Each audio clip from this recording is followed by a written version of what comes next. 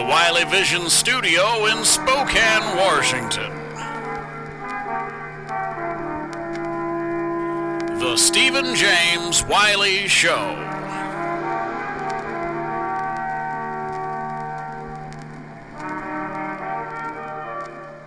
And a glorious day to you. Welcome to the Stephen James Wiley Show. I am your host. It's a wonderful day to say hey. Howdy hey. I have my friend Molly Allen coming on the show here in just a little bit. I'm super excited. She has her show, The Dave and Molly Show. Go check it out. It is on Spotify and Apple Podcasts. It's everywhere. But it also live streams via the it's the Nonstop Local app for Spokane, KHQ in Spokane. But it's an app. You can find it anywhere. So they actually live stream. Their show is like a live radio show, and then you can catch it later. So we got Molly from the Dave and Molly Show. Molly is also my writing partner. We have produced a short film that we wrote together that has won awards. It received glorious recognition across this fruited plain of ours, the United States, and actually, I think one outside the U.S. But we won an award with it. It made us feel special. It's called Good Neighbors.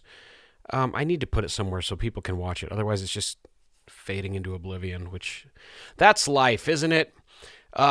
We also, she directed a concept short for a TV show I'm writing, which is for kind of a pilot thing to proof the idea and screen test myself.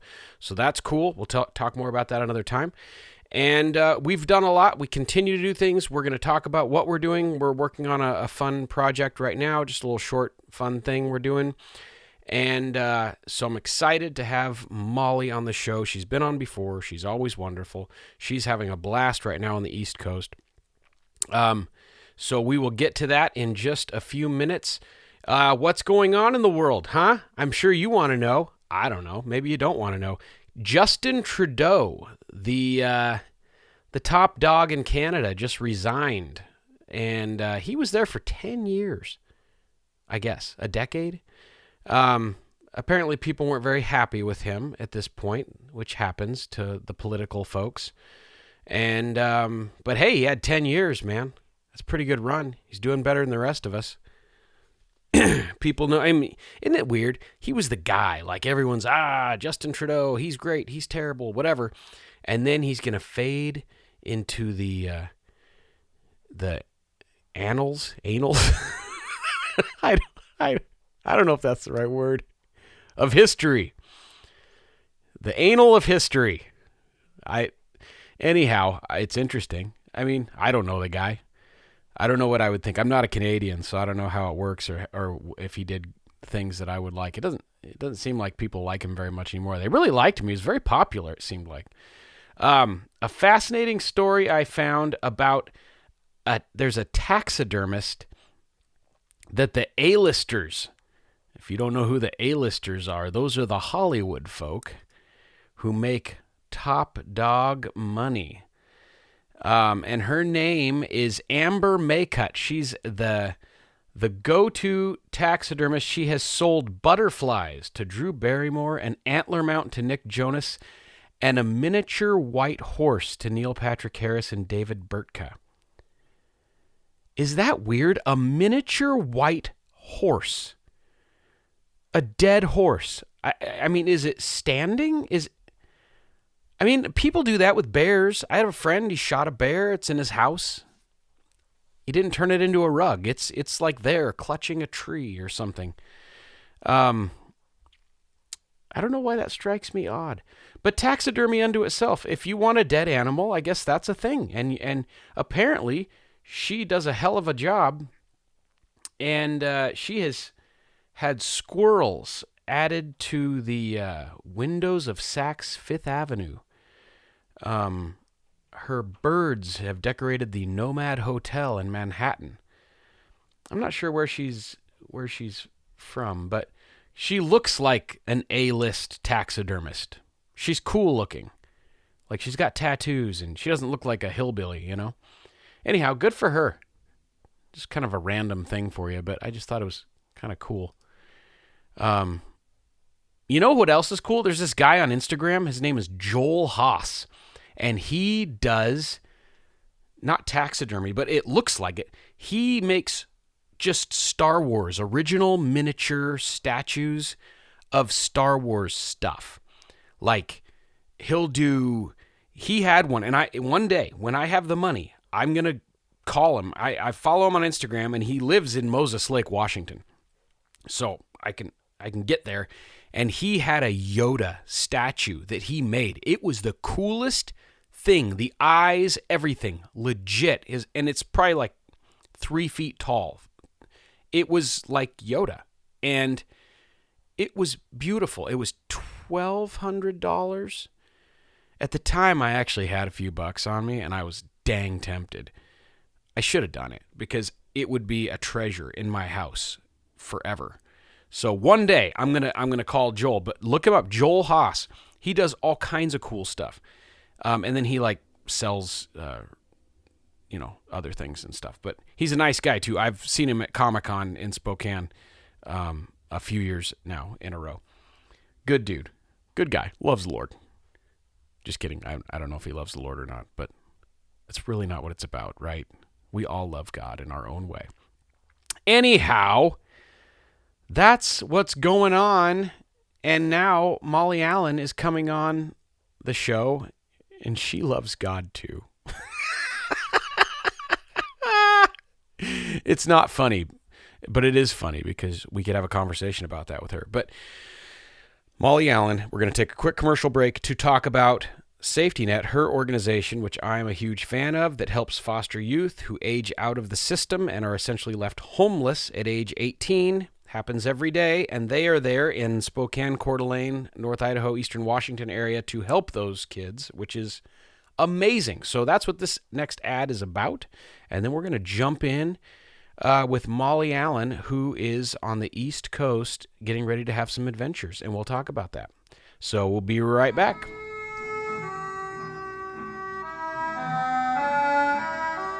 This program is being brought to you by Safety Net, helping foster youth grow into adulthood and face the challenge of tomorrow. For more information, visit safetynetinlandnw.org.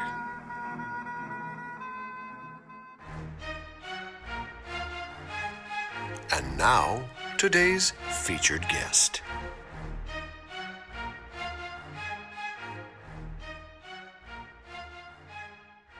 Molly Allen, welcome to the Stephen James Wiley Show again for the third time, I think. You know, it is my absolute pleasure to be a reoccurring guest on your many iterations of the show. Every time it's new, I get to do it again, and I love it. Absolutely. And you are an always invited regular guest. Thank Where you. are you today? I want to tell you what I'm looking at right now, and you'll understand. Anybody who knows me at all will understand. I am looking at the JetBlue terminal at JFK International Airport from my hotel room. I just got off of the observation deck with my mother. We were in the hot pool and watching the jets come in and out, and I'm in absolute heaven. Amazing. That's where I am. And what is this? What is it, the TWA Hotel? Yes, it's the TWA Hotel. Our whole family's here. We just got done vacationing in Miami, which is fantastic. We stayed at the Fontainebleau Hotel, which is beautiful. Cool. And on various private jets, which we're very lucky. And I was joking on my own show that I was on earlier today. I said it'll all come to a screeching halt when we're in row 30 of our Alaskan Airlines flight home on Friday. To add insult to injury, it's not only just like you're going home commercially, you will be in row 30. And you will be right near the bathroom, which is fantastic. Screaming kids in bathrooms. Yes. Oh, it's yes. So that it's is been funny. Yeah, it's so fun. So so we're working on a project. I mean, I think it's okay to talk about it because it's based on a book that my Uncle John wrote, and it's about his first flight when he was a kid. And he decided that he's going to direct it and he's going to produce it. And he wrote it, and then he wanted all the family members to be in it. So we're here at the TWA airport waiting for filming to start. We did our wardrobe, and then I have my one line We all have 1 to 2 lines, which is, I love it. It's just Wow. cameos. Yeah. So it's just so fun. It's really fun. I mean, the vacation, here's the one thing I'll say, going on vacation for 6 days with John Travolta before you have to be on film is not the best idea because there's so much food involved that you get to wardrobe and they're like, wait, your measurements are not the same. Like, well, that was 2 weeks ago before we were in Travolta land for a week. So So, do you eat just this? Is it just a oh, spread that's just always it's just he's so incredibly generous and he loves food. And so he wants everybody, he never wants anybody to be hungry for even a second. And he is so generous. So if we go to a restaurant, like we did the first night, this famous Asian kind of themed restaurant, the food just kept coming and coming. And when it keeps coming, you just keep eating it. And it's like we ate our first meal at 1:30 in the morning, I think. So by the wow. time we all got to Miami with the time change and everything, so and then the last night we ate at Nobu, which is like the Kardashians' favorite place, and we made ourselves sick. Like we ate so much food because it keeps coming, you know. Since we've been here, though, we've kind of been, paying our own way, and as things shifted dramatically, we're like, oh, we'll just have 2 or 3 meals a day. They'll be small. Um, and then I went back to the gym, and my body's in total shock because it didn't. It was like, oh, oh, oh, ouch. Okay, it's been a couple of weeks of. I mean, even prior to leaving, I wasn't working out. Like I just took a little hiatus. I was really busy leading up to Christmas, so going into this was like, so anyway, getting back on the wagon, getting back on the train, the train here. So Good job. Well, and you're doing it in New York of all places, so that's yes, you're not having to come home to get started. But is yes. is the story you're doing, or the little? Is it a short film, like a Yes. mid-sized thing? Like 40 minutes, probably 40 to Okay, 50 minutes. so Yeah. that's cool, and it's a Yeah. story that John wrote about Uh-huh. his first flight. Yes. And I'm terrible because I can't remember the whole. It's propeller, one-way coach night flight or something along those lines. But the word is propeller, and it's told from his perspective. And it's a combination of like his real first flight with my mom and then other flights that he had had. So it's like a variation of different characters from his youth, from his youth that he remembers because he was always obsessed with aviation. And so it's he narrates it too. So it's a beautiful book. It's a beautiful story. And then now it'll be a movie. So it'll be And is cool. is the book available? Yeah. Oh yeah. On audio. He narrates it on audio. If you go to Audible, you can download it. Yeah, it's Okay, beautiful. It'll make you cry. It's so sweet. Yeah. So we're all sweet. here. It's so fun. And everybody's getting, makeup and hair and all of that kind of stuff. And tomorrow is actually the first filming day. Um, and then the next day I do mine and then my mom, and then we all come home on Friday. So Sweet. Well, that is yeah. super, super fun. I'm excited for you Thank you. and excited to get to see it. And you and I are Uh-huh. starting on a little adventure. We are both, Yes. we are trying to write two short plays in the Yeah. next, what, 8 days, Yeah. to submit to a festival. Because Yes. why not? Why wouldn't we? And it's a blind festival, so it's like if it's good, it's good. It's not just because people are like, "Oh, poor Steve and Molly." Well, let's just do something for them. No. Yeah, this is going to be fun. So, Yeah. and we're trying. You have, are these both comedies? What have we decided? I think they're both going to be let's face it. If even if I try to write a drama, it's going to have a lot of comedy in it. So yeah, It's true. mine is going to be about a mom who is kind of pitting her 3 kids against each other, but she's meanwhile planning her own funeral far earlier than she needs to.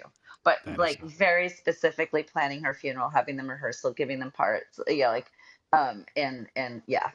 So that's mine. And sweet. And your when yeah. I will help you with it. This Yes. is kind of how we do it. Like you're Yeah. starting a thing and then I'll jump in, and when you say Yeah. jump in, Yeah. I am starting one that we've thought of where two kids have moved into the guest house of their parents in Florida um because of well, actually, I have an idea for this, but one of Yeah. them is obsessed with COVID still, and it's 2 years later.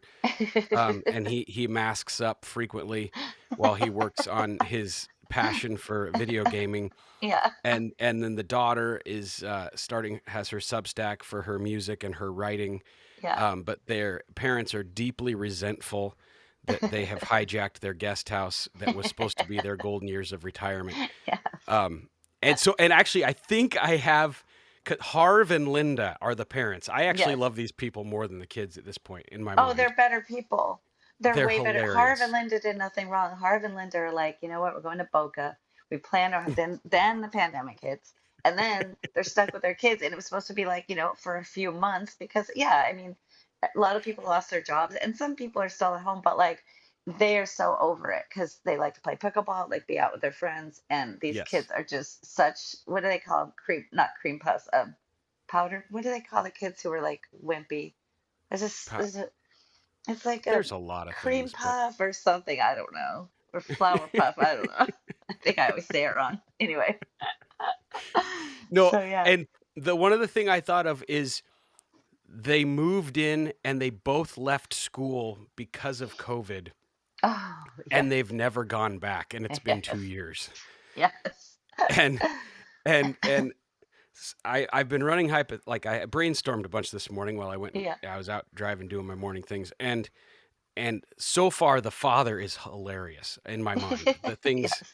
he's like, "Stop playing with your computer Tinker Toys," and he's like, "It's Roblox, Dad. I'm building a game."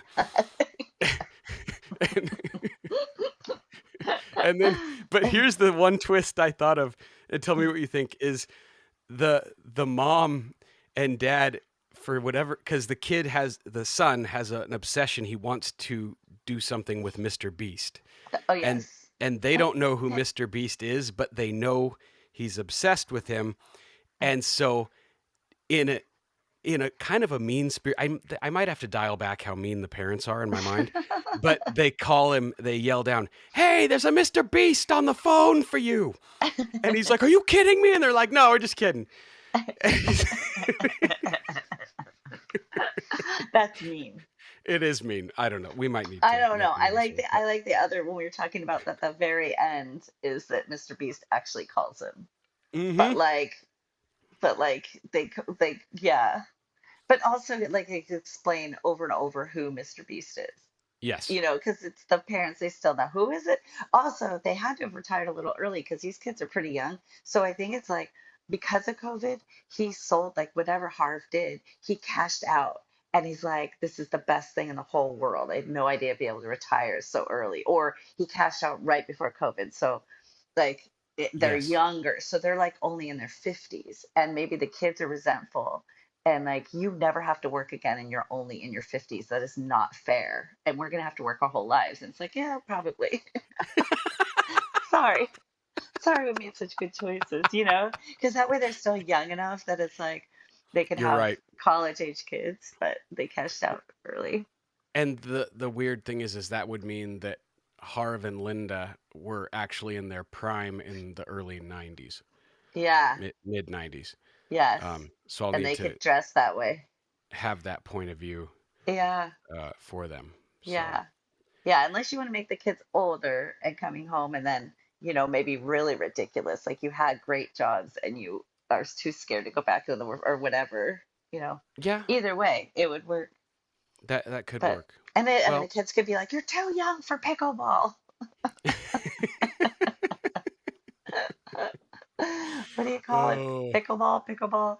Well, and I think with mine, I'm gonna have it be so there's like a really pretty girl and then a really smart girl and then the boy is her baby. And so, the mom's always pitting against like, don't let your sister wear this. You're the pretty one. You be up there. You be the, for the family. And then she tells the other one, don't let your sister talk. She's not very bright. She's not articulate.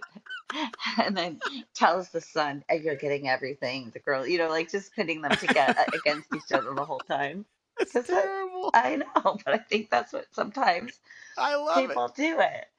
And then also just the whole thing that she's not dying anytime soon. She's just complete. Maybe like the father left or the father, I don't know. Maybe he died. So now I don't like that though. I like that she's the single mom and she has been forever and she can reference a lot when your father left. When your father left me, I had to do this and this and then Yes. um and then just be like, what is this obsession? But I want her to be planning her funeral and really specific about who could go and where they'll sit and all of this. Like, you know, I think I that, love it. yeah.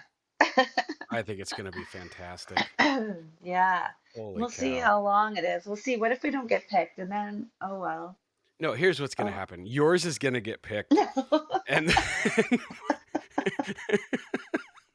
and and uh, No. and that's okay. I'm okay Don't. with, as long as I can say I had a word that helped. They're hours. They'll both be It's hours. true. It's We'll true. work on both of them. Yeah, I like the I idea. I'm know. gonna get it started, get it ramped up, and then send it your way to see what Yep, happens. this will be fun, and it'll Yeah. be fun to bring anyone along who wants to pay attention to what this, because as we get it done, maybe we can share it with the audience, since they'll Yeah. never perhaps ever get to know how what it actually came to be, Right. and they'll be Right. relatively short. We're looking at 15, 20 Yeah. pages, Yeah. right? Yeah. Yeah. Yeah. I think. Uh, I think the last time the shortest one was maybe 12 minutes. I think mine that I did last time was close to the 30 mark, but it was so okay. entertaining that nobody minded.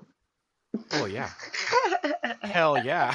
So right now there's a Dreamliner. It's a Boeing 787. It's a Kenya Ooh. Air, the pride of Africa. It's being pushed out to the runway area, and it's going to gonna go get de-iced because they're de-icing, and then an Air Egypt just went by again at Gosh, JFK in my room watching all this unfold. I love it. The that is first so cool. the first night we got put in a room that didn't look at the airport, and then my uncle's very upset. He said no, she has to be watching the airplanes. So now it's He is the everything's better. best. Yeah, he is the best. He's so sweet, and he flew two of the flights. He actually was in the cockpit. I get to sit in the cockpit for landing. It was very exciting. Are you serious? Yeah, yeah, on his Falcon jet. He flew into his house Sweet. in Ocala, and then he flew us to JFK. So What a yeah, blast. I know. There Is he the is. view from the cockpit, like, is it somewhat limited but much more panoramic? It's well, you can't see like the well, yeah, you could. I'll send you the video so you can see. It's Okay. completely different. The perspective, very few people, unless you're a pilot, very few people get that perspective Right. because who else gets to go in the cockpit, And Nobody. so right. So it's really something, especially for takeoff and landing. And the thing I noticed was, I don't know if you can hear that in the background. My mom's blow drying her hair. She's my roommate here.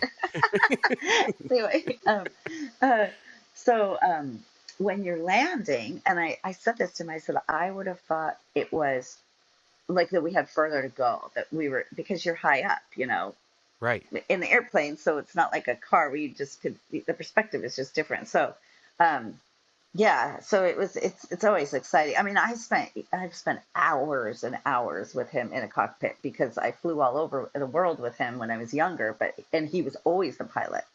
hmm And so I'd be up there in the cockpit in the jump seat, and there'd be another pilot with him, but he always, it was just him and another pilot. So he was always up there. And so hours that I would sit up there and watch him do all this stuff. And yeah, it's quite something. He's pretty remarkable. Is it super involved what he's doing to land? Oh, yes. Well, yes, in that, I mean, if you see the panel, like I'll send you the video, it's at night. Okay. The panel is like all lit up, and you have no idea what any of it does. And just to get to that point, then autopilot will take you in, till I think I remember him, it was like at, I don't know, 1,500 feet autopilot went off or something, and he did the last bit in. But then the landing itself, yeah, it's like as soon as you hit the ground, reverse thrust, and I Yeah. mean, yeah, but he knows that runway so well. But coming into JFK, it was bumpy, it was very windy, and he just, like a champ, Just like a super champ, calm. Knows super what he's calm, doing. talking to the tower. I'm just like, this is amazing that this is my uncle doing this. It's crazy. That is so cool. And do they Yeah. know who they're talking to, or is he just another pilot No, with no name? And no, they don't know. so it's Probably, I just, would think they don't. I mean, yeah, yeah, it's just Tower. it's not like he's like Travolta to Tower. Right, JT here. I need special clearance. No, he's just doing his thing. How You just, rad is that? yeah, And he's it's been pretty doing cool. this for 30 years or whatever. Oh, no, 55 years. He started flying when he was 15. Really? Yeah. So, and he paid for his first lessons by like working at a grocery store, I think, or something. And he was very young. And then um, once he got acting jobs, he could afford to, to accelerate. He could afford more lessons. Right. And then I think he started flying jets probably in the well, yeah, in the 80s, because I flew with him in jets in the 80s. So I'd say probably in the early 80s he started flying jets. And now he can fly a 737, a 707. He pilots all of those. I mean, and I would imagine any commercial jet you were in with him, if he needed to, he could definitely figure it out. I mean, it would be easy for him to figure it out. It's So crazy. cool. I know. It's pretty fun. But this, like Yeah. having 5 days at the TWA airport is, the hotel is my Yeah. dream, because when you go downstairs, like we had a drink in the Constellation airplane that's out in the kind of a middle of the courtyard, So um, cool. and climbed up there, and then at the pool, and they have these restaurants. It's always like "Fly Me to the Moon." It's all 60s music all over the Yes. place. It's It's like awesome. Howard Hughes is going to walk around there. Yes, I'll send you pictures. Then they have set up like you know, they'll have a little salon, a beauty salon that looks like a beauty salon. It's not really a salon, or a 60s apartment, what that would look like. And they have it, so they have everything glued down, so you can't pick anything up, because people will Yeah. steal stuff. And so anywhere you go in this hotel, there's some sort of setting. There's a little mini museum of all of the different flight attendant uniforms through the decades. Wow. So super cool. And there's a great restaurant. And then there's a food court where two of the places are open 24/7. You can get a hot dog or a panini or something 24/7. So it's pretty cool. And yeah, Wow. yeah, it's neato. It's That is the best. neato. Yeah, I love it. I Well, love it. that's amazing. Okay. Have the best time making a Thank movie. you. Thank you. I'll one line of it. I will. And then I will get you my first pages of our brilliant Absolutely. collaboration that's going to happen. And I will get you mine as well, and we will Okay. enjoy the process. So, Excellent. talk to you soon, my friend. Okay. Love you. Love you too. See ya.